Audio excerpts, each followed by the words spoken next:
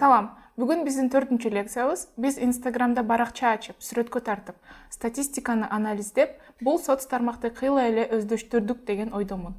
Эми бүгүн биз текст менен иштейбиз. Инстаграмга деги эле башка соц тармактарга кандай жана кантип текст жазуу деген суроолорду талкуулайбыз. Ошондой эле коммерциялык баракчалардын мисалында туура жана туура эмес SMM'ди талкуулайбыз. Анда эмесе баштайлы. Текст жазууда өзүнүн эрежелери бар. Эң эле биринчи эреже объемдуу жана узун тексттерди Instagram тиркемесинин ичинде жазбайбыз. Аны алдын ала заметка сыяктуу башка жерде жазып алып, редакциялап, анан гана Instagramга киргизебиз. Экинчи эреже абзац жөнүндө унутпаңыз. Instagramдын өзүндө жазбаңыз дегендимдин себеби ал жакта абзац сакталбай калат. Текст бири-бирине жабышып калчу адаты бар. Үчүнчү эреже көлөмдүү тексттер Instagramда окулбайт. 3 абзацтан ашуун тексттерди адам кабыл албайт дагы лентадан өткөрүп жиберет. Ушул жерде Facebook менен Instagramдын дагы бир айырмачылыгын айта кетсем. Instagramда тексттерге мазмунуна катталуучулар анча маани беришпейт. Деги эле Instagramда көзгө жагымдуу болгон эстетикалык сүрөттөр жактырылат, ал эми Facebook'та болсо адамдар сүрөткө эмес, мазмунуна көбүрөөк маани беришет. Ошондуктан Facebook'та көлөмдүү тексттерге чек жок, ал эми Instagramда болсо 2000ден ашуун символ болбошу керек. Башкача айтканда 2000ден ашуун тамга болбошу керек. Үчүнчү эреже смайликти колдонууну унутпаңыздар. Бул текстти эмоцияга байытат, бирок бир текстте 3дөн ашуун смайлик койбоону сунуштайм. Эми тексттин структурасы жөнүндө айтсам. Жазардын алдында текстти 3 бөлүккө бөлүп алабыз. Бул башы, ортосу жана аягы.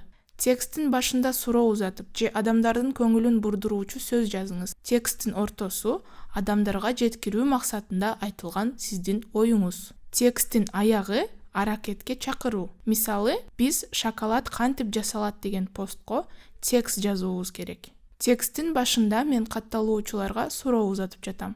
Шоколад кантип жасалат деп өзүңүзгө суроо берчү белеңиз деп жаздым. Анан ойлонуп турган смайликти кошуп койдум. Тексттин ортосундагы ой шоколадты жасоо процессин көрсөтүү максатында атайын цехке келип 1 мүнөттүк видео тарттык. Бул тексттин ортосунда болгон эң башкы ой. Биздин максатыбыз адамдар шоколад даярдалуу процессин көрүү эле. Тексттин эң астында адамдарды ар кандай аракетке чакырабыз. Сатып алыңыз, комментарий жазыңыз, ден соолугуңузга кам көрүңүз.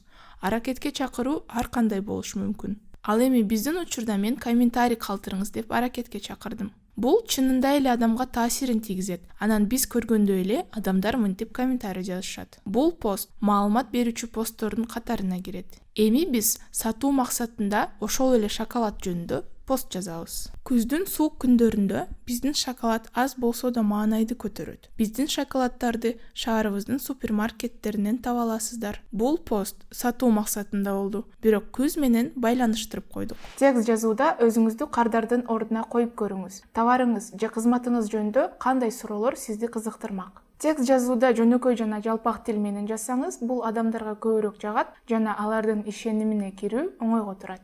Эгер өтө официалдуу тил менен жазсаңыз, бул адамды чочутат же алыстатат.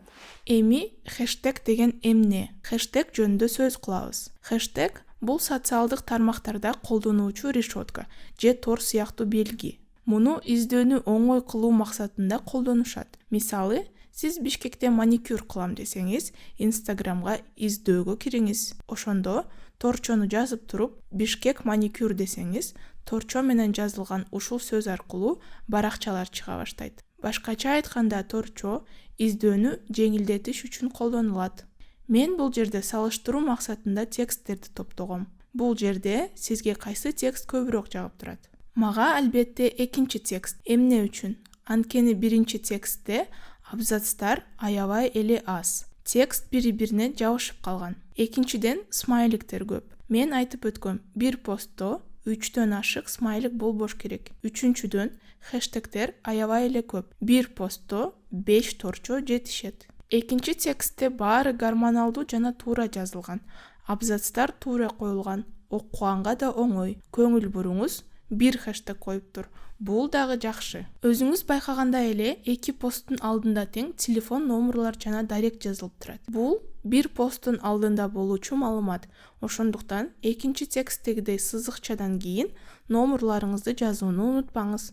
Бул менен сиз кардардын жашоосун жеңилдетесиз. Маалымат баракчанын башында же болбосо шапка профиля деген жерде болот деңизчи. Бирок бул жетишсиз. Шапка профиля деген жер бул сиздин баракчаңыз жөнүндө жазылган маалымат. Кээде башка бир маалыматка шилтемени ошол шапка профиля деген жерге калтырып коюшат. Ошондо көп эле адамдар шапка профиля деген эмне деп калышат. Башкача айтканда, баракчанын баш жагындагы маалымат шапка профиля деп аталат. Биринчи текст аябай эле узун. Мындай тексттер Инстаграмда кабыл алынбайт. Кардар жөн гана муну лентадан өткөрүп жиберет. Мындай көлөмдүү тексттерди Фейсбукта жазса жакшы болот. Дагы айтып кетчү нерсе ошол эле абзацтар. Абзац жок, сөздөр бири-бирине жабышып калган. Анан да уландысы комментарийлерди дейт. Аны эч ким ачып окубайт. Анткени бул жөнүндө Google'дан деле окуп алса болот. Ошондуктан бар маалыматты жалпак жана түшүнүктүү тилде жеткирүү зарыл. Экинчи текст жөнүндө айтсам, кыска нуска жана түшүнүктүү. Адам өз тили менен жазылганы сезилип турат. Мен өзүмдүн аккаунттарым жөнүндө да айта кетсем, Бишкекте турган үчүн бул жактагы аккаунттарга орусча жазганга туура келет. Кээ бир гана аккаунттар кыргызча жаз деп суранып калышат. Мисалы, бул баракчаны мен 1 айдан ашык алып бардым.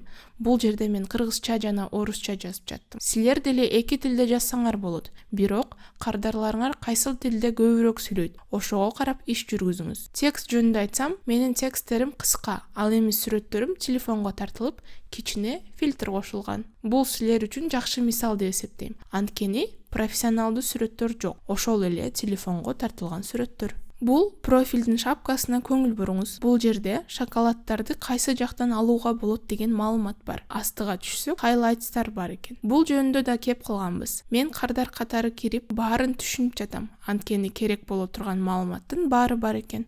Кайсы жерден алса болот, жеткирүү жөнүндө да жазышыптыр. Кийинки мен алып барган баракча жөнүндө айтсам, бул ресторан. Бул жерде дагы баардык сүрөттөрдү жана видеолорду мен телефонго өзүм тарткам. Айтайын дегеним, азыркы телефондор фотоаппаратсыз эле жакшы сүрөттөрдү жасап калышкан. Ошондуктан телефонго эле сүрөт тартып киргизсеңиз болот. Бул жерде да хайлайтстар сакталган. Эгер суроо жаралып калса, телефон номерлори да көрсөтүлгөн. 4-чү сабагыбыз аягына келип жетти. Биз бүгүн SMM'ди терең талкууга алдык. Бул сфера чынында эле аябай күчөп баратат. Ошондуктан сиз SMM'ди колдонуп, жакшы ийгиликтерге жетесиз деген ойдомун.